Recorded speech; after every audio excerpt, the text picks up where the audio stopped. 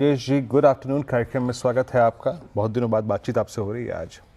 बताइए, इस आरबीआई के महत्वपूर्ण, ऐतिहासिक और मैं एक मुश्त इसलिए कह रहा हूँ क्योंकि इस पॉलिसी को सुनते सुनते लगा था कि गवर्नर साहब अभी क्या क्या देने वाले हैं। अब आपके पास पर्याप्त लिक्विडिटी है, 1% रेट कट चुका है अब तक का आपका। अब इस बाजार को कैसे अप्रोच करना चाहिए, तरीका और आपका आज का conviction idea. Good afternoon Veeru ji, Anuj ji, बाकी भी जो पैनल में मित्रगण है सबको नमस्कार। आपने सही कहा। आज डबल बोनांजा कहा जा सकता है जो आरबीआई गवर्नर साहब ने दिया। न केवल 50 बेसिस पॉइंट का रेट कट, जबकि स्ट्रीट 25 बेसिस पॉइंट या बहुत जोर 35 बेसिस पॉइंट एक्सपेक्ट कर रहा था, वहां 50 बेसिस पॉइंट आई। 1% का सीआरआर कट आया। तो ये बहुत ही पॉजिटिव संकेत गया बाजार को कि आरबीआई कुछ भी करने को तैयार है ग्रोथ के लिए। और ये जो सीआरआर वगैरह की कट आई है, इससे करीब करीब 2.5 लाख करोड़ रुपया बैंकिंग सिस्टम में आएंगे। पहले ही 9.5 लाख करोड़ रुपए आ चुके हैं। बस ये साथ में ये भी आया कि अकोमोडेटिव स्टैंड से न्यूट्रल स्टैंड में चले गए। तो ये थोड़ा सा ये रहा कि अंडर करंट ये हो गया कि आगे आने वाले दिनों में हो सकता है कि थोड़ा सा पॉज लें। लेकिन बाजार के लिए जो भी दो कट आए, दो स्टेप्स आए, वो बहुत अच्छे आए। एलटीवी में भी स्टेप्स उठाए गए गोल्ड लोन में, तो वो भी एक बहुत पॉजिटिव था। तो ये सारी चीजें ऐसी हैं जो बाजार के लिए बहुत अच्छी हैं। कुछ प्रॉफिट बुकिंग आई पीएसयू बैंकिंग साइड में, जो जाहिर सी बात है कि क्योंकि पहले से बहुत अच्छा बिल्डअप हो चुका था, इस कारण से आई थी। लेकिन कमेंट्री से ऐसा लगा कि इन्फ्लेशन फ्रंट को लेकर के उनके कोई चिंता नहीं है, क्योंकि लोअर इन्फ्लेशन टारगेट उन्होंने दिए थे और इस वजह से कंफर्ट वहां से आ रहा है। तो मुझे लगता है ऑल इन ऑल अगर कहा जाए तो एक बहुत ही पॉजिटिव पॉलिसी कहा जा सकती है, उम्मीद से बेहतर पॉलिसी कहा जा सकती है। तो जो कि बाजार के लिए बहुत फायदेमंद रहेगी और आने वाले दिनों में ये मार्केट की सहायता करेगी। क्योंकि अगर आप देखो तो निफ्टी में बैंकिंग और फाइनेंशियल के एक बहुत बड़ा योगदान है। अब बैंक निफ्टी अगर चलता है तो निफ्टी जाहिर सी बात है चलेगा। ये साइकिल के दो पहियों की तरह है, जो अकेले नहीं चल सकते थे, अब ये दोनों चल रहे हैं। जहां तक कन्विक्शन आइडिया की बात की जाए, मैं समझता हूँ इस वक्त जिंदल स्टेनलेस के साथ जाना चाहिए। क्योंकि अगर आप देखो तो पिछले 12 महीने में बावजूद इसके कि कंपनी ने बहुत अच्छी प्रॉफिटेबिलिटी दिखाई, अच्छी परफॉर्मेंस दिखाई, तो दूसरे कार्बन स्टील प्लेयर्स हैं उससे अंडर परफॉर्म किया मार्केट में। चौथी तिमाही के नतीजे शानदार थे। 18% के आसपास बॉटम लाइन में जम थी, रेवेन्यू में 8% के आसपास की जम थी, एबिटा मार्जिन में सुधार हुआ था, 10.4 के सामने 11 आया था। और जो वॉल्यूम को लेकर के बाजार को चिंता थी ना, वहां भी अगर आप देखेंगे तो स्टैंड अलोन वॉल्यूम्स जो है वो ऑल ऑल टाइम हाई पे आई, 6,42,000 टन पे, जो कि 13% ईयर ऑन ईयर इंक्रीज था। अब इन सब चीज के बीच में भी अगर आप देखें तो केपेक्स बहुत जोरों से चल रहा है, और बावजूद उसके जो डेट है वो सिर्फ 3899 करोड़ का है, और डेट टू इक्विटी 0.2 का ही है। तो बहुत कंफर्टेबल बैलेंस शीट है। और इंडोनेशिया की फैसिलिटी बहुत जल्द कमिश्निंग हो गई। एक्विजिशन जो क्रोमाई का किया वो भी पॉजिटिव है। इन सब चीजों के मद्देनजर मुझे लगता है ये 800 के टारगेट के साथ यहाँ खरीदारी करनी चाहिए। ओके, मेन वाइल एक बार आप जब अनुज की स्पॉटिंग, वो एस्टेल अब 1533 हो गया। अब आई थिंक इसको well supported by options. Rajesh Agarwal ji, आपकी राय क्या रहेगी? आई मीन एस्ट्रल, हर स्क्रिप्ट को आप एक रिस्क रिवॉर्ड रेशो के मद्देनजर रखते हैं। आपको एक रेट कट मिला, आपको एक साथ 50 बेसिस पॉइंट का रेट कट मिला, रियल स्टेट भाग रहा है, और इंटरेस्टिंगली, और जिसे कहते हैं कि इसको एक आप सकारात्मक पहलू ही मानेंगे कि आपको एस्ट्रल जो कि 2400 का स्टॉक था, आज करीब करीब 1500 नहीं 1535 से मिल रहा है। क्या ये एक राइट टाइम है एक काउंटर कॉल लेने का इस स्पेस में? वीरू जी, अगर आपको ध्यान हो तो पिछले शुक्रवार को तो मैं आया नहीं था, उसके पिछले शुक्रवार को मैंने एस्ट्रल ही दिया था अ, लीजिए। अपनी चार के चौका में शायद। और अभी भी हम बहुत बुलिश हैं, क्योंकि अगर आप देखो तो बावजूद इसके कि अच्छे कामकाज के कंपनी ने अच्छा खासा करेक्शन देखा अपने ऊपर के लेवल से। बेसिकली दो डिवीजन में काम करती है, एक तो प्लम्बिंग में, एक बाथवेयर में, और दोनों ही डिवीजन अच्छे चल रहे हैं। अब जबकि रियल एस्टेट को बूस्ट मिलेगा तो जाहिर सी बात है कि दोनों में बूस्ट आने वाला है। दूसरे अगर आप देखें तो केपेक्स लगभग पूरा हो चुका है। पेंट में ये उतर रहे हैं, एडेसिव में इनने पहुंच बना रही है। 600-700 करोड़ रुपए इनके बैलेंस शीट में कैश पड़ा है, जो कि आगे आने वाले दिनों में अधिग्रहण में या एक्सपेंशन में काम आएगा। और दूसरे अगर आप देखें तो 1 तारीख को पीवीसी के प्राइसेस में एक पॉजिटिव रुझान आया, जो कि एस्ट्रल जैसी कंपनियों के लिए बहुत ही फायदेमंद है।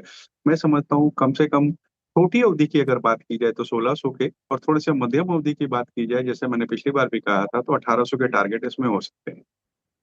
ओके, चलिए, तो ये इस समय स्पेशली 2 बजे के बाद ये मूव काफ़ी शार्प हो गया है।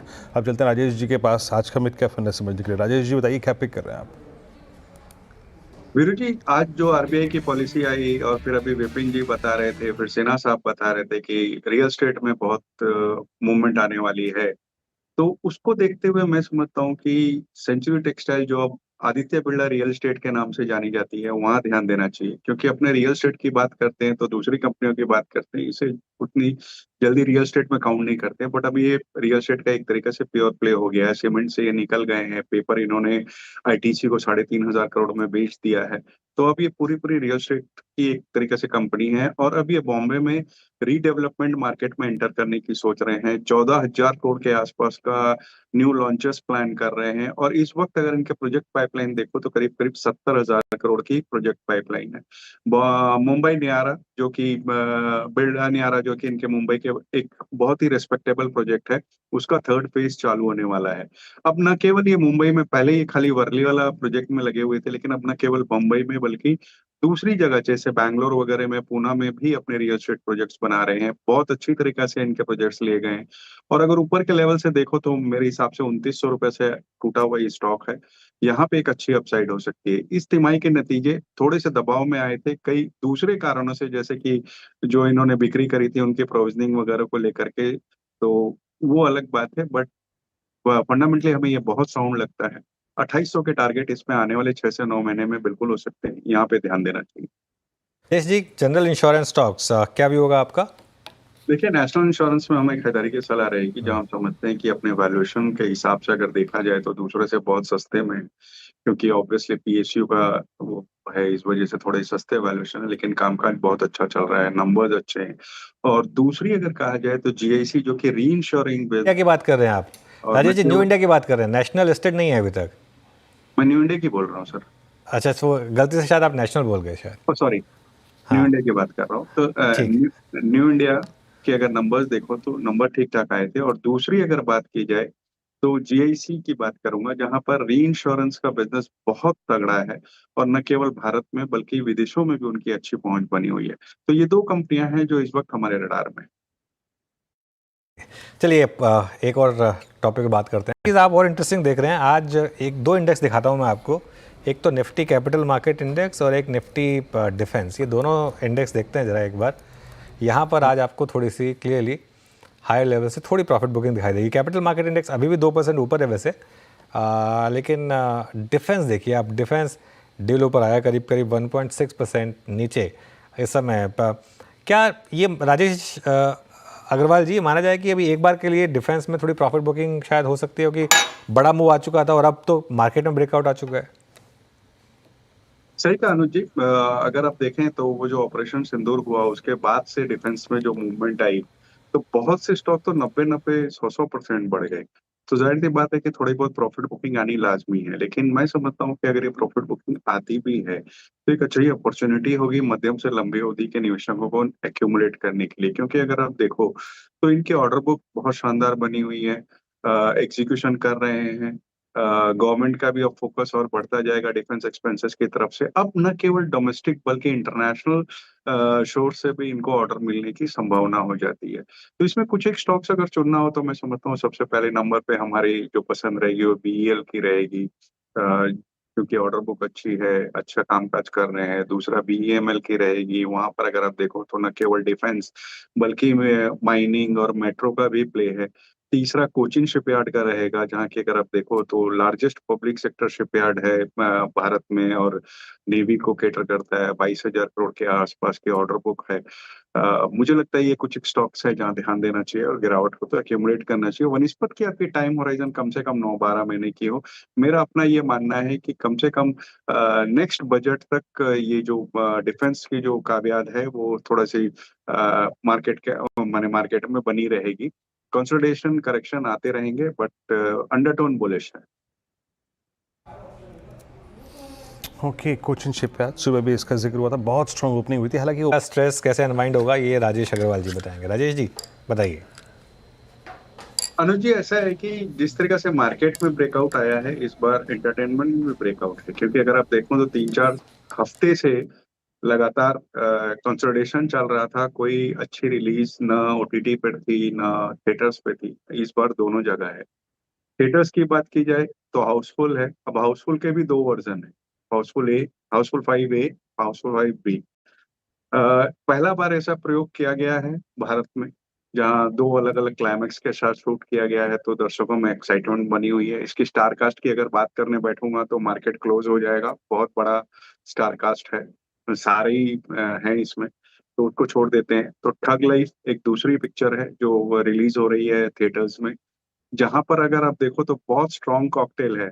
मनी रत्नम साहब, A R रहमान साहब और कमल हसन, ये तीनों की एक साथ आना इस बात को दिखा रहा है कि एक अच्छी फिल्म हो सकती है। तो ये दो फिल्में हैं जो बड़े पर्दे पर रिलीज हो रही है। छोटे पर्दे की बात की जाए तो वहां पर भी 3-4 मूवीज आ रही हैं। पहली तो स्टोलन है, जो अभिषेक बनर्जी की थ्रिलर है। दूसरी सनी देओल साहब और रणदीप हुड्डा की जाट की ओटीटी में आ रही है। तीसरे भूल चूक माफ, जो कि राजकुमार राव की है, वो आ रही है। तो और चौथी अगर कहा जाए तो रजनीकांत साहब की लाल सलाम है। तो ये चार बड़ी पिक्चरें ओटीटी पे, दो बड़ी पिक्चरें बड़े थिएटर पे। ये तो पिक्चरों की लाइनअप हो गई। सीरीज सिर्फ दो है। एक छल कपट है, जो श्रेया पिलगांवकर की है, इन्वेस्टिगेटिव थ्रिलर है कुछ मर्डर वगैरह पर लेकर के। और दूसरी हर्ष बेनीवाल की लफंगे है, जो तीन बचपन के दोस्त किस तरीके से आगे बढ़ रहे हैं, उनकी लाइफ में जो भी हो रहा है उस पे है। तो इस बार एक एंटरटेनमेंट के लिए आपके पास पूरा बुफे लगा हुआ है। डिपेंड करता है कि आप क्या देखना चाहते हैं। नई चीज़ है। आई मीन एक मूवी विद टू क्लाइमेक्सेस, है ना। अच्छा अनुज, आपको मालूम है, मेरे ख्याल से ये बात सही है कि शोले वो भी दोबारा बनाई गई थी। आपको मालूम है, एक एंड मेरे ख्याल से ये कहा गया था कि जिसमें गब्बर को मार देते हैं, कहा गया था कि नहीं बहुत हिंसक दिखाया गया, तो दोबारा बनाई गई थी। राजेश जी, सही है क्या ये? ये कल भी मैंने सास बहू पे आशीष जी के साथ चर्चा करी थी कि शोले के हैं। जमाने में भी मैंने नहीं देखी, वो दूसरी क्लाइमैक्स क्या होती है नहीं होती है मुझे नहीं पता। बट मैंने ये सुना हैं। है कि शोले में दो क्लाइमैक्सेस बने थे। एक शायद रिलीज ना हो पाया था, जो है वही रह गया फिर। ये कल मैंने सास बहू में आशीष जी के साथ भी चर्चा करी थी कि ये शोले में जो रिलीज नहीं हो पाया वो हाउसफुल 5 में रिलीज करके मेरे ख्याल से उसी टेम्पलेट को यहाँ पे इम्प्लीमेंट किया जा रहा है। वैसे विदेशों में ये दो वर्जन होते रहते हैं। एक्चुअली ऑल्टरनेट एंडिंग ना वीरो कोई नया कॉन्सेप्ट नहीं है। वैसे काफ़ी, जैसे राजेश जी ने कहा, विदेशों में तो काफ़ी होता रहा है। एक पिक्चर आई थी आंखें, अगर आपको याद हो तो, अमिताभ बच्चन, अर्जुन रामपाल और अक्षय कुमार की, जिस उसमें भी ऑल्टरनेट एंडिंग थी। उसमें जो एक सिनेमा की एंडिंग थी और जो टीवी की एंडिंग थी, उसमें दो अलग अलग रखी गई थी। एक एंडिंग में दिखाते हैं कि वो एकदम हैप्पी एंडिंग थी और एक एंडिंग काफ़ी सैड एंडिंग थी। एक ऐसी एक फिल्म आई थी जो मतलब एक पूरी सीरीज़ काफ़ी मतलब जो एकदम वीक हार्ट के हैं वो ना देखें। हॉस्टल सीरीज़ आई थी एक, एकदम जैसे ब्रूटल हॉरर जो एकदम होता है ना, जिसमें एकदम, उसमें भी एक इंग्लिश फिल्म थी वो, उसमें भी ऑल्टरनेट एंडिंग्स थी, क्योंकि एक एंडिंग लोगों को लग रहा था कि कहीं बहुत ज़्यादा ही डरावनी ना हो, तो इसके लिए तो ऐसे कई वो होते हैं, फिल्में होती हैं जिसमें ऑल्टरनेट एंडिंग होती हैं। लेकिन देखते हैं कि इस बार कैसे रहेगा ये एक्सपेरिमेंट। चलिए अनुज जी, अगर एंडिंग की बात ना की जाए तो हाँ अगर आपको ध्यान हो तो अमिताभ बच्चन साहब की अग्निपथ आई थी दो अलग अलग साउंड ट्रैक्स में, जहां पर अमिताभ बच्चन साहब ने एक पहले दूसरी तरीके की आवाज में पूरी पिक्चर रिलीज हुई थी, और फिर उसके बाद में उनकी जो ओरिजिनल आवाज है, जो नॉर्मली जो आवाज, ओरिजिनल तो दोनों ही थी, बट जो नॉर्मली जो आवाज रहती है उसमें रिलीज हुई थी।